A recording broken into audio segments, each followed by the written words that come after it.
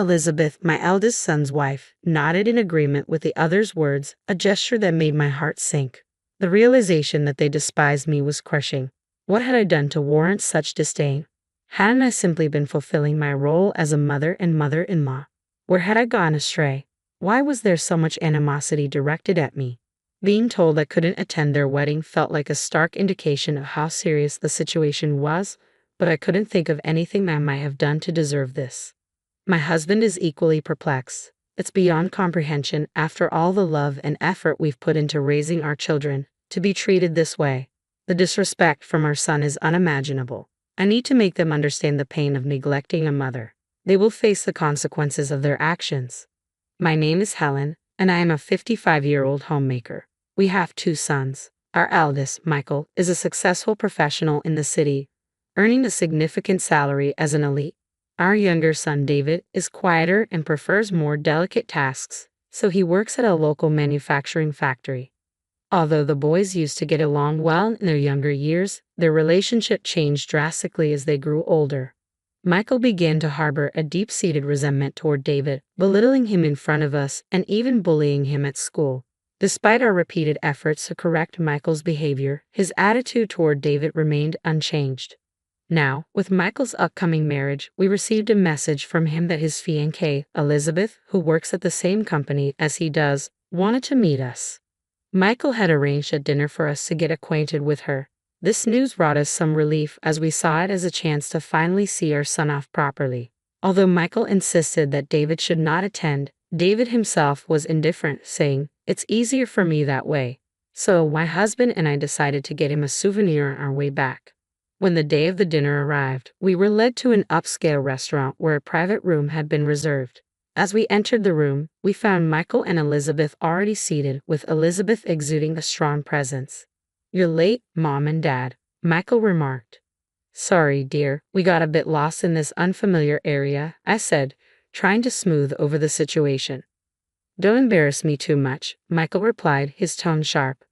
Though his harsh words stung, I tried to brush them off, knowing this was typical of him. We settled into our seats and began to enjoy a truly extravagant meal, all the while overhearing the conversation between Michael and Elizabeth. Elizabeth, always attentive, seemed to anticipate every detail of our future plans. Michael couldn't stop singing her praises. "Elizabeth is remarkable," he said. "She's so organized and driven. If someone like her had been by my side earlier, I could have accomplished so much more. Elizabeth is a perfectionist, far superior to anyone else." Elizabeth, sitting next to him, looked pleased and interjected with a smile, "Michael, you're exaggerating."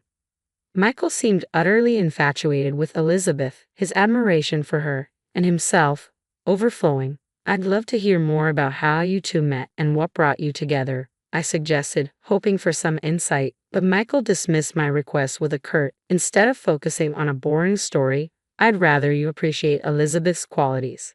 The entire dinner felt more like a sales pitch for Elizabeth than a genuine meeting, which made us uncomfortable.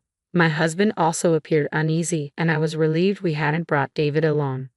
Michael continued, "I've mentioned this before, but Elizabeth is on a whole different level from you. Make sure you treat her well once we're married." "We would never dream of mistreating anyone," we replied. "You say that now," Michael retorted, "but you always favored David and barely acknowledged me. I can't trust that you will do the same with Elizabeth." Michael's words left us stunned. Despite his accusations, our focus on David had stemmed from Michael's relentless bullying. David had struggled with Michael's harassment since childhood, and as parents, it was only natural for us to try to ease David's distress. Even when we confronted Michael about his behavior, he merely shrugged and said, "I just don't like David," never addressing the real issue. To label our support for David as favoritism was profoundly unfair. Not wanting to escalate the situation further, we refrained from responding to Michael's harsh words. The meeting concluded uneasily, with no resolution to our concerns. Michael, taking a matter into his own hands, declared, "You're getting older, so we'll take care of you. Don't worry about it." He had decided that they would move in with us after the marriage, without consulting us first. Elizabeth seemed to echo Michael's sentiments, provocatively saying, "You have a son who hasn't become independent yet? I guess it's up to me to set him straight." Instead of feeling reassured, her comment made me uneasy. David lives with us, but he contributes actively and is not merely dependent on us. Nevertheless, Michael and Elizabeth moved in as if they were the rightful owners, claiming rooms and acting like they ruled the house. One day, Michael ordered, "David, go weed the garden now. It's a task suited for someone like you." David replied, "Sorry, but I have work." Michael insisted, "You have the day off, don't you? Handle it yourself." David's face flushed with anger. "What did you say? That's incredibly disrespectful." Michael's harassment of David grew more relentless, and though I found David's composed responses amusing, the situation was far more troubling than it appeared. It became clear one night, as everyone else was asleep, that Michael and Elizabeth were scheming to drive David and us out of our own home. I had gone to the kitchen for some water when I noticed the living room light was still on. I quietly approached and overheard Michael and Elizabeth's conversation. "When will this house finally be ours?" "Just a little longer. We need to ensure those nuisances don't come back. Once we get rid of them, I want to renovate. This place is really outdated." Michael laughed in agreement with Elizabeth, saying, "Exactly." I was stunned by their apparent plotting. I quickly consulted with my husband and David, realizing we needed to act fast to prevent the situation from worsening. In the midst of our panic, David spoke up, "Mom, let me handle this. I have a solid plan." David's confidence was reassuring, though his plan required some patience. If everything went according to the strategy, we could teach Michael and Elizabeth a lesson and reclaim our home. We decided to trust David's plan and move forward with it. Despite the ongoing issues, life continued, and Michael's wedding date was set. They chose a charming venue nearby. Although I had initially considered a countryside location, the venue they selected was lovely. "It's a bit pricey, but we can easily manage," Michael said with a chuckle, which irritated me, but I chose to remain silent. Michael and Elizabeth's antagonism toward David persisted, but David's mature handling of the situation kept it from being too distressing. As the wedding date approached, we were summoned by Michael and Elizabeth. Curious about the reason, David, my husband, and I went to meet them, only to be stunned by their announcement. "We don't want you to attend our wedding. If you do, we'll cut ties," they declared. I was taken aback, but I tried to stay composed and asked Michael, "Are you serious? Why are you telling us this now?" Elizabeth responded, feigning tears, "I'm just terrified of you all. I can't bear the thought of having such people at my wedding," which only intensified my discomfort. Michael added, "As I said, if you don't like it, we'll cut ties." That would be a problem, wouldn't it? After all, I'm the pride and joy of this family, unlike that worthless brother, gesturing towards David. David seemed at a loss for words, and witnessing this, I finally reached my breaking point.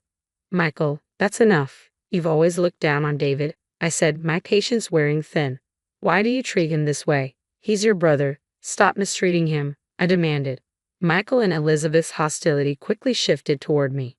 "You're just as bad," Elizabeth snapped. "You've been deceived by his meek demeanor and spoiled him. This is sibling favoritism. It's always been terrible living here."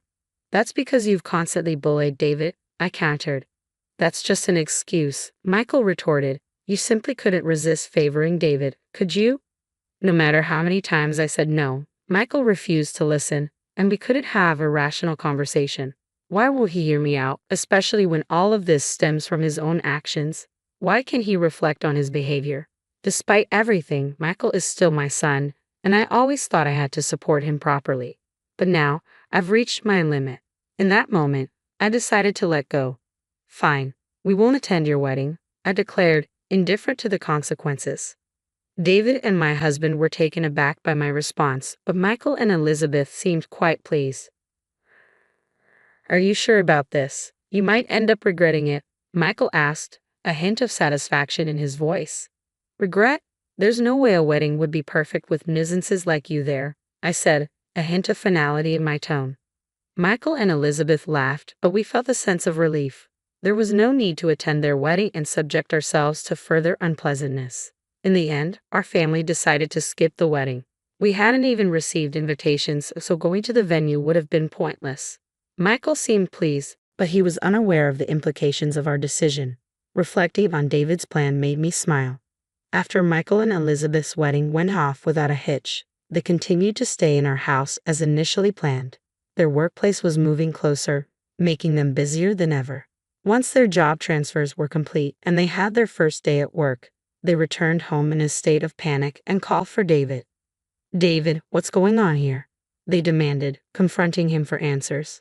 When I asked what happened, they recounted the story briefly. On their first day at work, while being shown around, they unexpectedly encountered David, who was their guide. A senior manager named Tyler noticed David, greeted him warmly, and informed them that David was the president of a major client company. This revelation stunned them, as they had initially thought of David as just a factory worker. In reality, David had been working diligently at the factory since he was hired, earning recognition from President Johnson, who ran the operation. David's innovative ideas were crucial to the factory's success, and he quickly gained respect from his colleagues. Thanks to his contributions, the factory's performance improved significantly, making it a preferred partner for many companies. When President Johnson fell ill, David took it upon himself to visit him on his days off, demonstrating his deep commitment to both the factory and its people. Impressed by David's dedication, President Johnson appointed him as his successor. Despite David's initial modesty and reluctance, "I couldn't possibly take on this role," President Johnson was resolute. With the backing of his colleagues, David took on the role of president. Under his leadership, the factory's performance continued to thrive, and David, already popular among the employees, earned even more trust and respect in his new role. The factory grew into a nationally recognized enterprise, and David's name became well known even among major companies in the city. Today, David was simply visiting the company for a client discussion, nothing more. Michael and Elizabeth, taken aback by David's elevated position, were clearly displeased with the respect he commanded. "There must be some trickery involved. You've always been like that," Michael muttered. Michael then erupted at David. "If you had told us about this, we wouldn't have acted the way we did. Why didn't you say anything?" Elizabeth, overwhelmed, broke down in tears. Their reaction seemed absurd. David responded calmly, "I achieved this position through my own efforts. It's really that simple. So why are you so upset?" David's nonchalant demeanor and innocent expression only seemed to enrage Michael further, who shouted, "Don't get cocky." David addressed Michael calmly. "More importantly, there's something crucial I need to discuss with you." With some effort, my husband and I managed to calm Michael and Elizabeth down and had them sit. David went to his room and returned with a set of photos, which he spread out on the table. "First, take a look at these," David said, placing several photos in front of them. The images showed Elizabeth with a flamboyantly dressed man, clearly evidence of her infidelity. Michael's reaction was immediate. He began to thrash around, shouting, "This can't be true." Elizabeth, visibly shaken, began to tremble as she faced the evidence. "Since she was to become my sister-in-law, I had thought it wise to do a background check, and this is what it revealed." With such clear proof, there was no denying the truth. Confronted by David, Elizabeth had no choice but to apologize immediately. "I'm sorry," she said. Michael, in shock, could barely process what was happening. "This is what happens when you don't look beyond the surface. Nobody's perfect," David remarked, his smirk causing us to stifle a chuckle. Overwhelmed by despair, Michael sank to his knees while Elizabeth's insincere apologies echoed through the room. Eventually, Michael and Elizabeth divorced, an outcome that seemed inevitable given Michael's unforgiving nature. After the affair, Elizabeth was anxious about the alimony demands, but her parents covered her financial obligations. Despite this, Michael's emotional wounds remained unhealed. The shock of the divorce led him to leave his job, and since then, he has isolated himself in his room, emerging only to eat and barely interacting with anyone. Whenever David was around, Michael would react with a fearful "he" and quickly retreat. It seemed that the incident had left Michael with a deep-seated fear of David. The family held several discussions about how to handle Michael's situation. In the end, it was agreed that we would sever ties with him. While this decision will undoubtedly impact Michael deeply, our patience has worn thin, and we find it hard to forgive his selfishness after everything that has happened. A few months later, Michael was forced to leave the house. Despite his desperate pleas and tears, begging for forgiveness, we could no longer consider him part of the family. His response, though heart-wrenching, felt justified given the circumstances. Meanwhile, the three of us are enjoying a more peaceful life without any disturbances. Even though my husband is retired, we live comfortably, thanks to David's continued support. We are deeply grateful for our thoughtful and devoted son, David. Moving forward, we are committed to being a loving family for him for as long as we can. It looks like David is set to marry soon. His partner is a colleague from the same company with whom he has been in a relationship for several years. We are eagerly looking forward to our beloved son's wedding and the joy it will bring.